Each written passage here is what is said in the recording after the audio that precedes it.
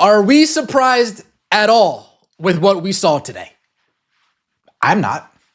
There was no defense from this team in the preseason, and there was no defense from this team tonight. There is no defense against the Liberty, no defense against the Wings, no defense against the Nigerian national team. So why would I come to this game thinking that suddenly the defensive guru, Stephanie White, 107 to 104. 3 points.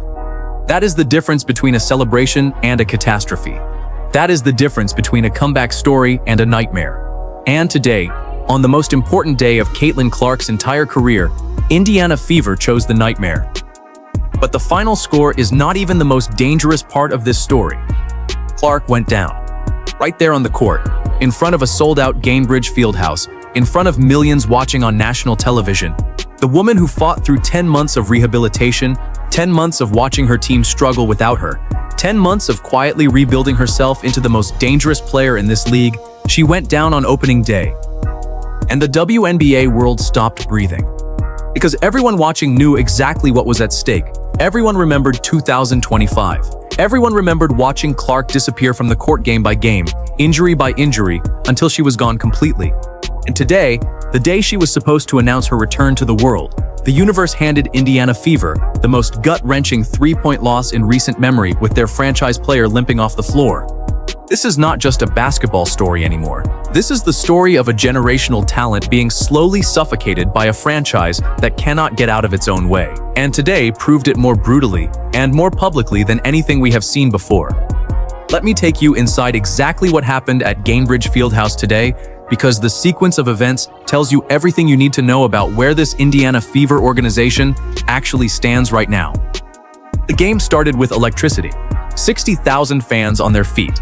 National television cameras everywhere. The entire WNBA world tuned in for one reason, and one reason only, to watch Caitlin Clark remind the world exactly who she is. And she delivered. She came out aggressive, composed, and locked in. 20 points. Precise passing. The kind of performance that makes every defender in this league lose sleep at night. But then Dallas started pulling away. The Wings knocked down 10 of 16 three-point attempts in the first half alone. A 12-3 run buried Indiana before halftime. And suddenly the comeback story started looking like a familiar disaster. The same defensive breakdowns. Aaliyah Boston, we're going to give it to you, and it's freestyle basketball. But worse than that, it's trash freestyle basketball. There's no offensive identity for this Indiana Fever team. It's Kelsey, you go play iso ball. Caitlin, you occasionally do a pick and roll, but not really, because I think I only saw 4 pick and rolls today. The same rotational confusion. The same systemic problems that have haunted this franchise for 2 straight seasons playing out in real time on the biggest stage of the year. And then Clark went down. The moment every single Fever fan has been dreading since the day she limped off the court in 2025 happened again today. She hit the floor. She grabbed her leg. The arena went completely silent. 60,000 people holding their breath simultaneously watching the most important player in women's basketball history slowly get back to her feet. She got up. She kept playing. And that single act of toughness and determination from Clark told you more about her character than any highlight reel ever could. This woman came back from 10 months of injuries, fought through the pain, and refused to let this franchise collapse around her on opening day. But here is the part that makes this story truly devastating.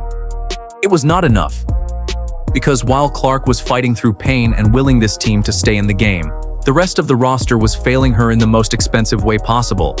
Kelsey Mitchell, the player sitting on a $1.4 million supermax contract, had the game of her life. 30 points. The highest scoring performance on the floor. A career-defining night that was supposed to be the proof that the front office made the right decision investing that kind of money into a veteran guard. And then came the moment that defined this entire opening day. The last possession, Indiana down 3. Everything on the line. Clark working the ball, creating the opportunity, putting her teammates in position to extend the game. Mitchell gets the ball, the shot goes up, and it rims out. $1.4 million, 30 points on the night, and the most important shot of the entire season, the shot that could have changed everything, did not go in. 107 to 104, final. Now let us talk about what this loss actually means, because the mainstream media is going to spend the next 48 hours telling you that this was a competitive game, that Indiana showed fight, that moral victories matter in game 1 of a long season. And every single word of that narrative is a carefully constructed lie designed to protect an organization that does not deserve protection right now. This loss is not a moral victory. This loss is a flashing red emergency signal that the Indiana Fever have the exact same problems they had last season and the season before. The defense that gave up 107 points on opening day is the same defense that gave up 95 points in the preseason.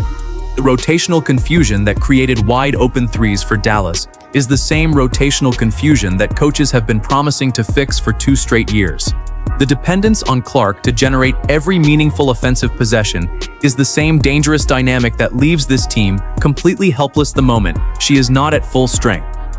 And Stephanie White stood on that sideline today and watched all of it happen with no answers and no adjustments that mattered. Stephanie White's not very good. She's not very good. There's no offensive game plan. There's no defensive game plan. There's no offensive identity. There's no defensive identity. It's go out there and just do something. This is a coach who was hired to fix a defense. Today, her defense gave up 107 points in a regular season opener. This is a coach who promised the fan base that this roster was built to compete for a championship. Today, that roster lost at home by 3 points with their franchise player limping around the court on opening day.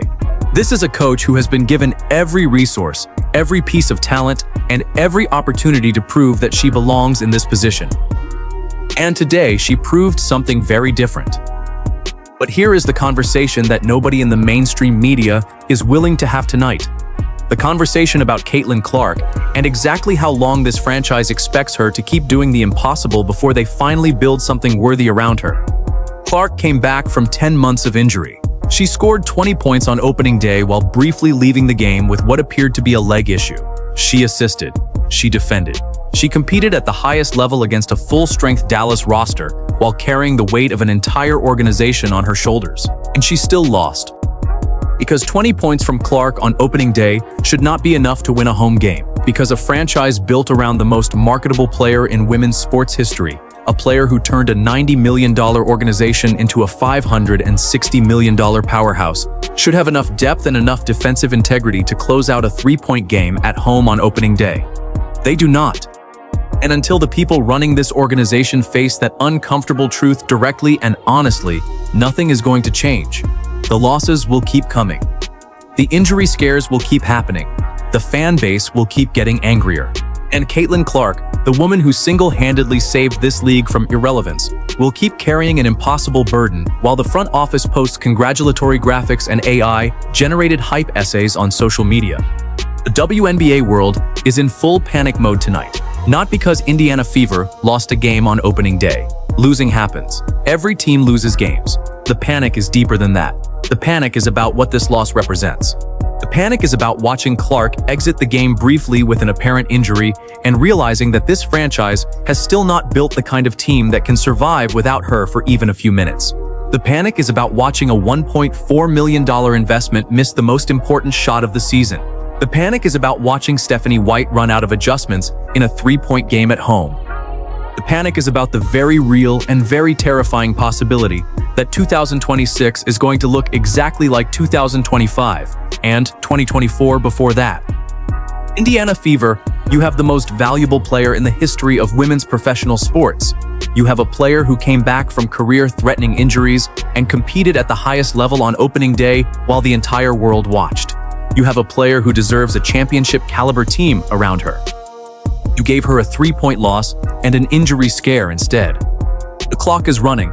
The season is 44 games long, and this fan base has watched this franchise make the same mistakes for 2 straight years with the patience of saints. That patience is officially gone. Drop your honest reaction in the comments right now. Is this Indiana Fever team actually built to compete this season, or did opening day just expose everything that is still broken inside this franchise? Subscribe immediately, because this season is going to produce more drama than anything we have ever covered, and we are going to be here for every single devastating moment of it. Like this video if you believe Clark deserves better than what this organization keeps giving her. Because after today, after everything she fought through to get back on that court, she absolutely does.